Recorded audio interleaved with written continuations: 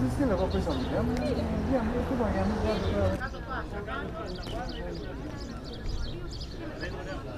Η προσωπική μου εμπειρία είναι ότι δεν έχω ξαναγιώσει τόσο έντονο το σεισμό και τόσο σύντομα κάθε 10 λεπτά, κάθε 20 λεπτά δεν το έχω ξανά. Πρώτη φορά. Δεν έχω εμπειρία πάνω. Τα βλέπετε και μόνοι σας ότι ο κόσμος θέλει να φύγει.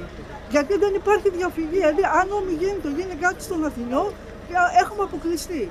Γιατί έχουμε θάλασσα και ουρανό. Αλλά αυτή η φορά είναι τα πράγματα σοβαρά. Και χτες βράδυ θέλω να σας πω, τα έβγαλα έξω από το σπίτι μου και με τσικά όρτσια. Φοβήθηκα να μπω στο σπίτι. Και σήμερα είπα θα φύγω, θα πάω να άξω τουλάχιστον ένα νησί που είναι κοντά να φύγω μέχρι να δω τι θα γίνει, να ηρεμήσω τα πράγματα.